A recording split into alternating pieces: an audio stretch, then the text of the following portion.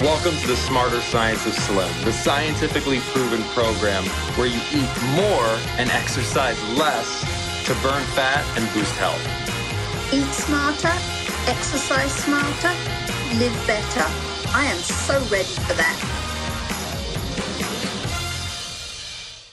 Hey everybody, Jonathan Bailor back with another bonus Smarter Science of Slim podcast. And it's a special day today, folks, because I am as excited as a listener as I am as the host of the show today, because we have the expert of experts with us today.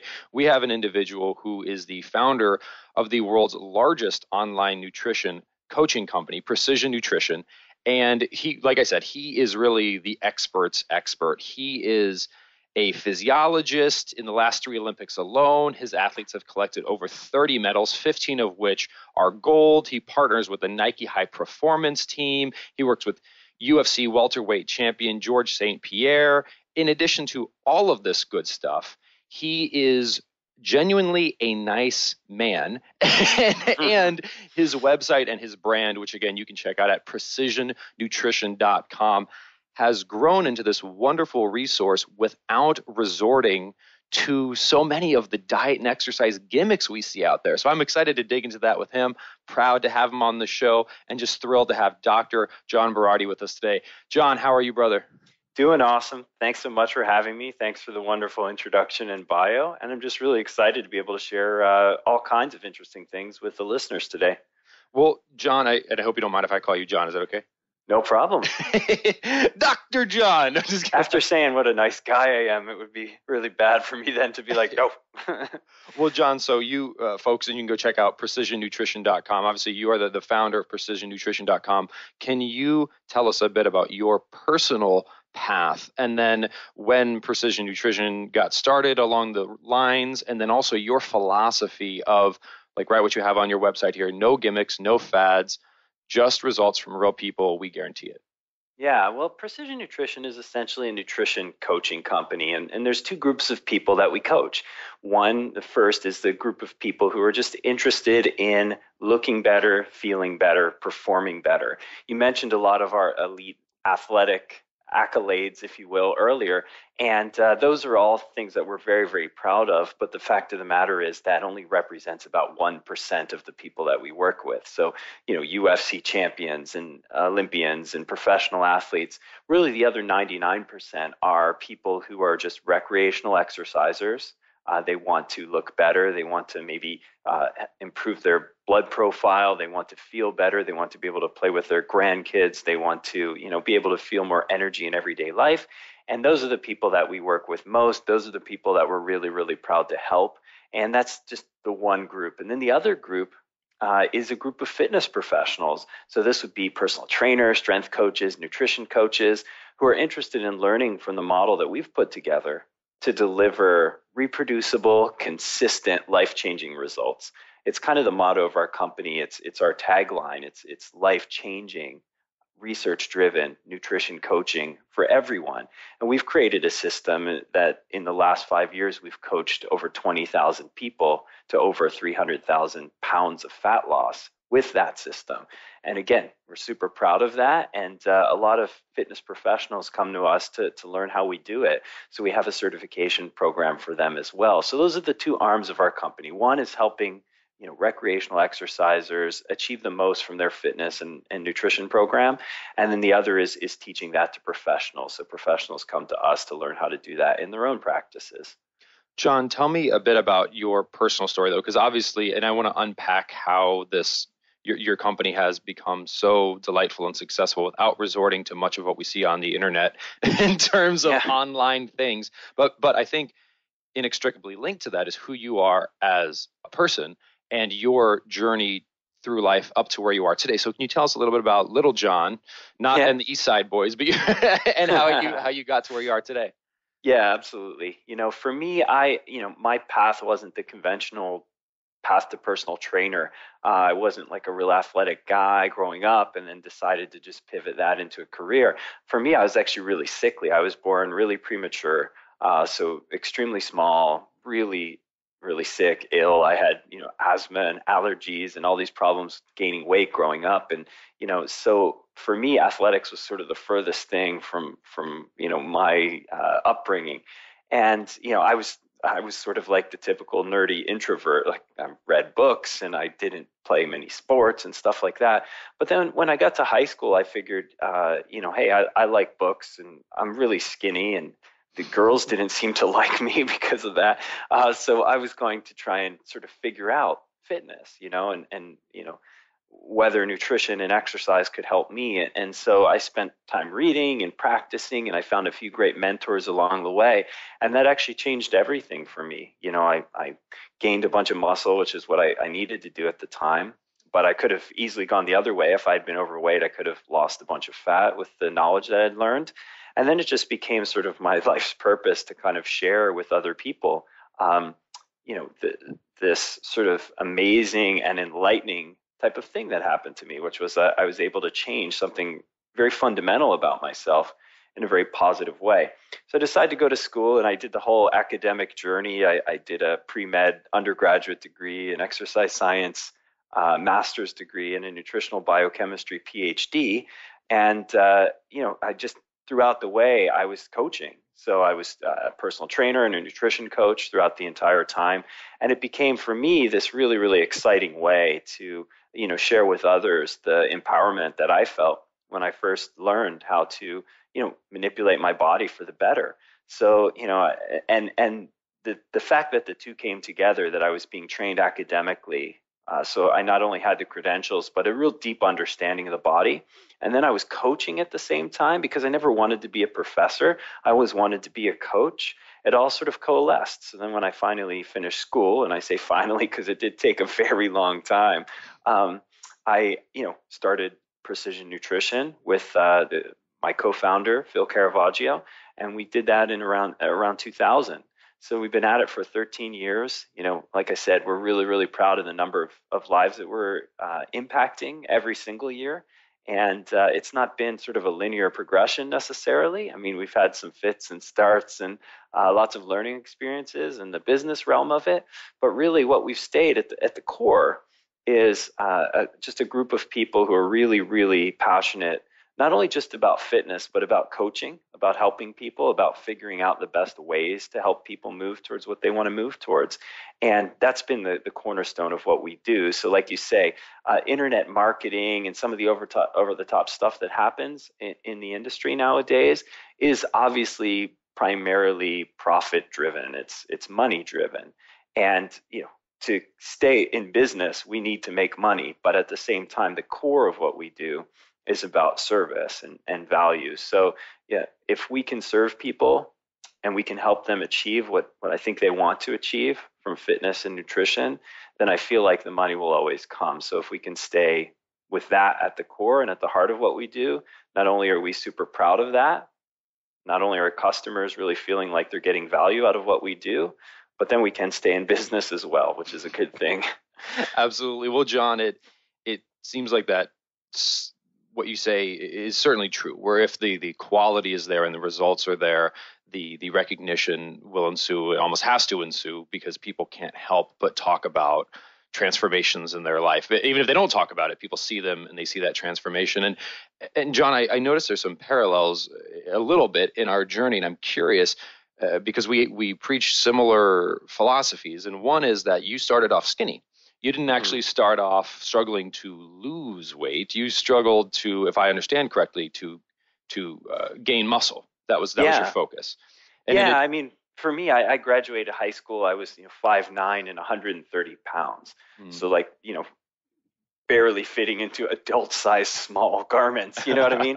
So for me, it's and it's not just about the vanity aspect of gaining muscle. I was fundamentally weak and sickly. I couldn't do everyday things, just like a lot of people who may be overweight feel like they can't do everyday things that they should or ought to be able to do.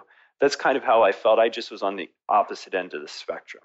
John, I think that's at least it was formative for me. It sounds like it was formative for you too, because when you take that personal experience and then you combine it with a PhD in biochemistry, you can see not only anecdotally with yourself, but empirically in the laboratory that, for example, just eat less, exercise more, the body works like a math equation.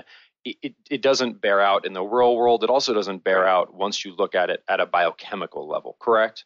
Yeah, that's right. I mean, in the lab, we, and when I say we, I mean the scientific community knows a little bit about how this works, but that's limited and devoid of real world practical coaching experience. It can be even meaningless at times because not only is there that issue of, calories in versus calories out, and how much you eat and how much you exercise and how it impacts your hormones and your metabolic rate and all that stuff. But there's also the thing that I always talk about, which is the coaching piece, which is how do you do this stuff within the context of a real human life? And this is something that I think the fitness industry misses every single day.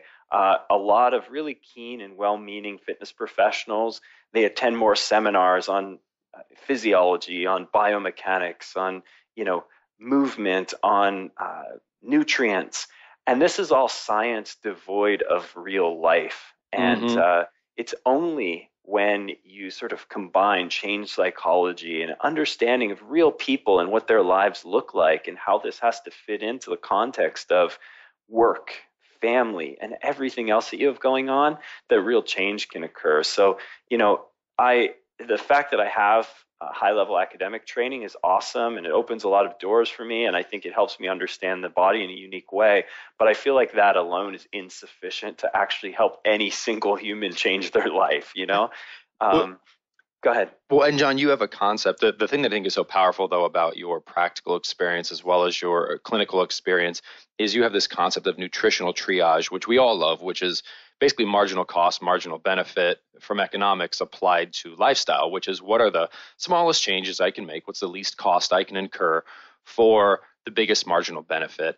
But having that rooted in proven science as well as actual experience is very helpful, because it seems like some of the tomfoolery we see out there is always there's these tips and tricks and 100 things you can do to cut 100 calories. And so how do we differentiate nutritional triage rooted in science from these top 10 quick fix approaches?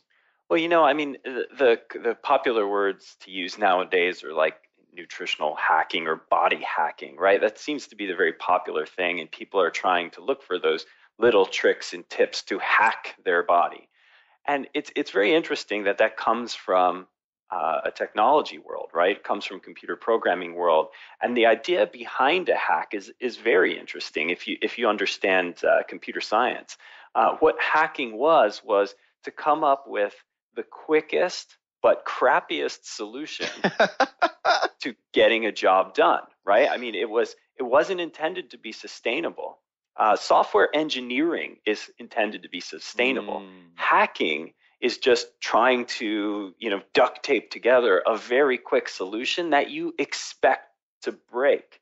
So it's fascinating to me that so many people are gravitating towards this very interesting analogy coming from the computer world when it comes to their body.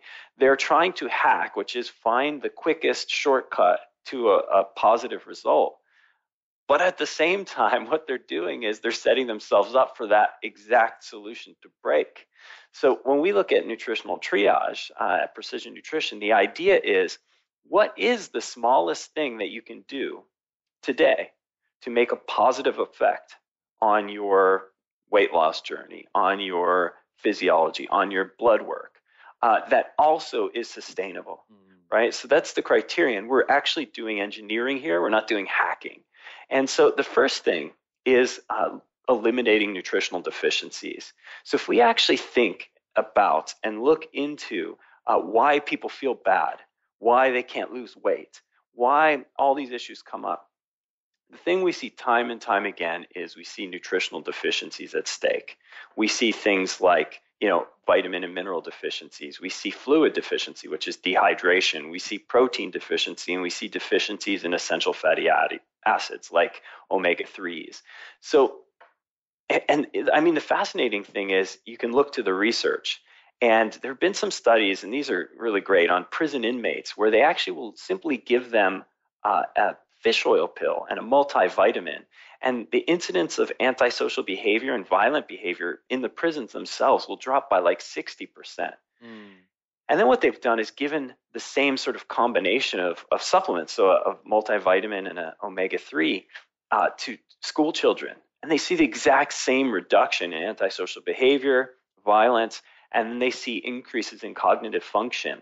Now, the most important message here isn't what most people will draw from that, which is, oh, well, you have to supplement with vitamins and omega-3s. It's not the bottom line because there's nothing magical about them. Really, what's at stake here is the fact that when we're deficient in certain things, we don't function optimally. Our hormones don't work right. Our brains don't work right. We get moody and violent and antisocial. So fixing deficiencies is the key. And here's the beauty as well within the context of a human life. It's very easy to do that. So that's our first step in nutritional triage. And, people know the idea of triage is if there's a whole host of problems, you have to go to the most important ones first, just like an emergency room doctor would go to the person who has a limb amputated before someone with a cut on their finger, right? So we have to look to those things. And so for me, the first one is eliminating nutritional deficiencies. That's the most important first triage step. And then you can start building diet intervention around that. But how do most people do it? They do the opposite. They think they have to overhaul their whole eating. I got to cut out caffeine and sugar and eat more protein and less gluten. And they make this long, impossible, unsustainable list when all they really might have had to do was get a little zinc, magnesium, and omega-3s, and it would have kickstarted the process. And that's really easy to do. John, how do we, so in the spirit of this new model of biohacking, and it seems like there is a sexiness to that. There's an immediacy to that, especially in an American-based culture where it's, what is the stock price doing today? What is happening today versus more of a, let's call it like more of an Eastern approach, which is the 50-year company plan kind of and fixing these nutritional deficiencies, which may not be as sexy. We talk to people, we say, ensuring you're eating non-starchy vegetables and nutrient-dense proteins. And until you're doing that at sufficient volume, anything else may be a bit of a waste of time because of this chain as strong as its weakest link thing. But it works incredibly well, but it's not as sexy. So how do we bridge that sexy gap? Well, we could sex it up if people want. I mean, it's not very difficult. We can make up some nonsense about the particular nutrient being this, that, and the other thing. And, we've harvested this particular vegetable from high atop this one mountain. It's, and we can make all that up, and that could be very compelling. If you need entertainment, that's totally fine. And the truth of the matter is, though, while this sounds easy, eliminating deficiencies, you probably do need a little bit of guidance and supervision, because how is the average person going to know if they're deficient in zinc? Well, you can get a blood test done, or I could assess your dietary intake every day, and there'll be some real red flags around that. I mean, when we look at nutrients, for example, we could just assume, because we see zinc, magnesium, vitamin D, omega-3 fats, and protein are very common deficiencies. So for a lot of people, if we just targeted those, if I just had you add a couple of foods that were higher in zinc and magnesium, if we either planned to be outside in the sun for 10 minutes a day or just took a vitamin D supplement, we can hack. There we go. Let's throw it in there. We can hack that aspect of yourself. But this is a different kind of hack. This is a sustainable hack. Because if we can fix these deficiencies, all of a sudden things start working better. And this is the amazing part. People tell me, oh, yeah, but that's not my problem. It's my sugar cravings. What do I do about my sugar cravings? Well, here's the interesting thing. If we get your hormones in line and we get rid of a bunch of these deficiencies, magically, sugar cravings go down. And you're like, oh, that does seem kind of sexy, doesn't it now? So there's a whole chain of events here. And like you say, the system's as strong as its weakest link. And this is the weakest link for a lot of people. Now, it's not the only place to stop, right? There's other steps. The next step is to look into food amount and type. So how much you're eating each day and what types of foods that you're eating.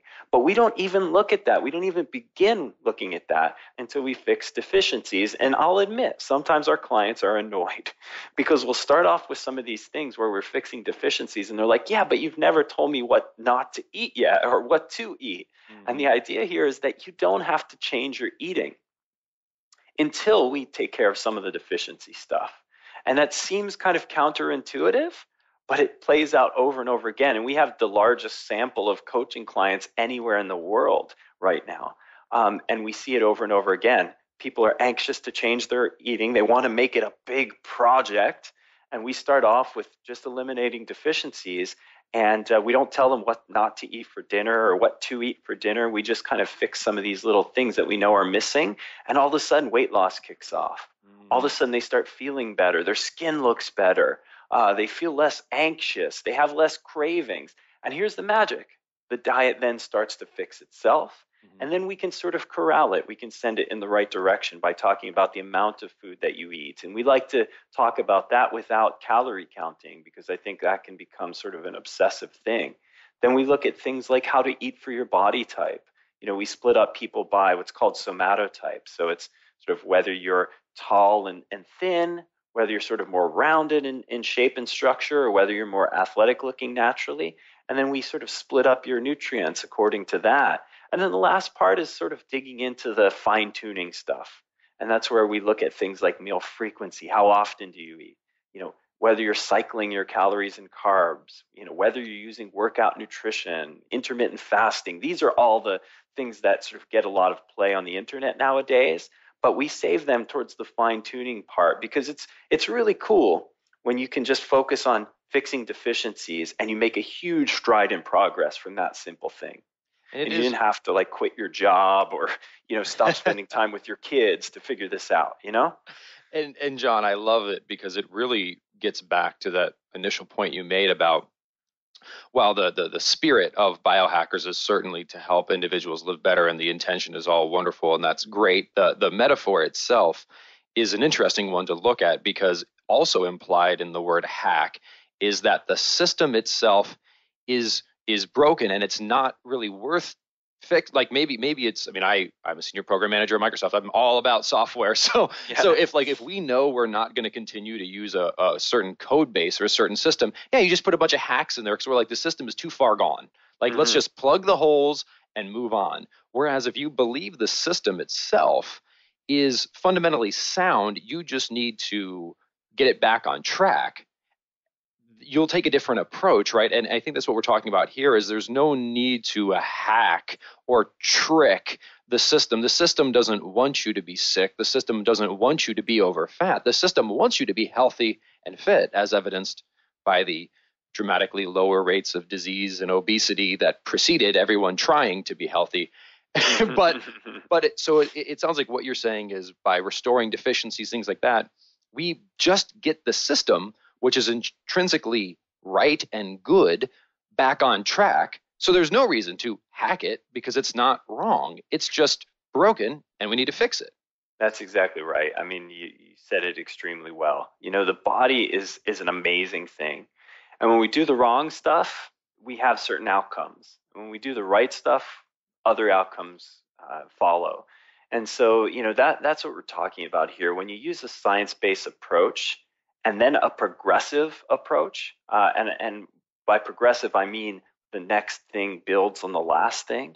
See, I think the fitness industry, in terms of personal trainers, have done this really well for years, where, when a new client comes in, they're not going to give them the most complex exercise possible with the highest intensity on day one, right? Yeah. Presumably what they're going to do is build them up over time using what I call a progressive program. So here's step one, because you don't know how to do these complicated movements. We chunk them up and we build them up over time with the last thing building on the next thing. And I see this wonderfully with my children. They're involved in sports and gymnastics and stuff like that. And how does a little kid go from barely being able to walk, to hold their head up without toppling, to being able to do flips and aerials and stuff like that in gymnastics? Well, if you actually watch a child go through progression, it's fascinating because you see each chunk building on the last. And in the nutrition world, we've not done that historically. It's been, here's a meal plan to follow, which is the most complex movement at the highest intensity on day one. So instead of doing that, it has to be building up progressively, just like we do in every other physical sort of aptitude setting. A little bit of a progress from where you were yesterday, but it's strategic, it's well designed, and then you build on the next one. Just like gymnastics, you're not going to randomly introduce small habits. You're going to introduce the new one that makes the most sense for the level you're at, and then you're going to introduce one higher. So it's like climbing a staircase. And it's the same thing has to be done here. Like you say, the body can work extremely well. It just has to be taken through a proper, scientifically designed progression. Throwing random hacks at it isn't going to get us anywhere, or at least in the long run. And that's really the point. I don't know anyone who's racing to lose a bunch of weight for the next 6 weeks with the hope and intention that they gain it all back with interest over the next 6 weeks after that. Mm-hmm. Everyone wants to be able to sustain this. They want to be able to do something that they can build on in the long run. Unfortunately, we've just never been taught how. Well, Dr. John Berardi, this is brilliant. We've absolutely got to have you back on the show because I've taken so many notes here that we've got so much more we can cover. But listeners, I hope you can hear why I am such a personal fan of John and his work over at precisionnutrition.com. Obviously science-based, as well as this common sense-based, system-based, long-term, brilliant. John, thank you so much for joining us today. This is absolutely fabulous. I can't wait to have you back on the show. Thanks for having me. I appreciate it. I'm excited to come back. I think there's lots more we can talk about. There's lots more the listeners can get out of you and I just kind of riffing on some of this stuff and just talking about what we're most excited about. So I look forward to it. Awesome. Thank you so much, John. Folks, his name is Dr. John Berardi. You can learn more about him and his wonderful company at precisionnutrition.com. And please remember, this week and every week after, eat smarter, exercise smarter, and live better. Chat with you soon. Wait, don't stop listening yet. You can get fabulous free SANE recipes over at carriebrown.com.